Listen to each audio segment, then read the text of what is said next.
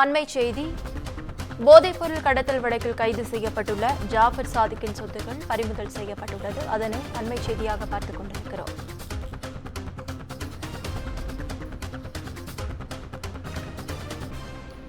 போதைப்பொருள் கடத்தல் வழக்கில் கைது செய்யப்பட்டுள்ள ஜாஃபர் சாதிக்கின் சொத்துக்கள் பறிமுதல் செய்யப்பட்டுள்ளது.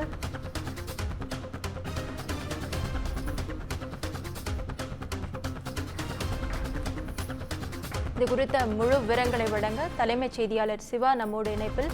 வணக்கம் சிவா, விவரங்கள்.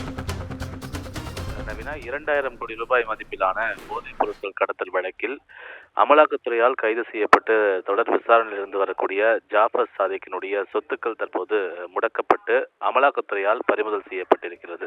குறிப்பாக சென்னையில் இருக்கக்கூடிய 14 வகையான அசையா சொத்துக்கள், குறிப்பாக JSM ரெசிடென்சி ஹோட்டல் மற்றும் அது தொடர்பான மிகப்பெரிய ஒரு லக்ஸரி பங்களா உள்ளிட்ட பல்வேறு சொத்துக்கள் எல்லாம் முடக்கப்பட்டிருக்கின்றன. அதோடு மட்டுமில்லாமல் 7 உயர் ரக வாகனங்கள், குறிப்பாக மெர்சடிஸ் பென்ஸ், ஜாக்குவார் போன்ற 7 உயர் ரக வாகனங்களும் முடக்கப்பட்டு பறிமுதல் செய்யப்பட்டிருப்பதாக அமலாக்கத்துறை தரப்பிலிருந்து தெரிவிக்கப்பட்டிருக்கிறது.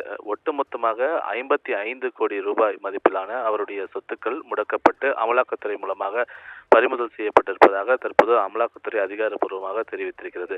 ஏற்கனவே ஜாஃபர் சாதிக்கிடம் தொடர்ந்து அமலாக்கத்துறை தீவிர விசாரணை மேற்கொண்டு வரக்கூடிய நிலையில் அவர் தொடர்புடையவர்களிடம் தொடர்ந்து இந்த விசாரணை என்பது மேற்கொள்ளப்பட்டு வருகிறது.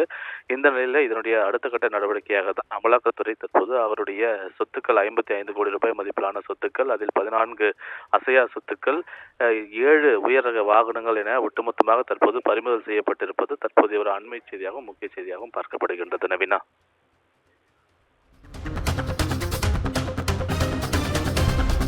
நன்றி சிவா, விவரங்களுக்கு.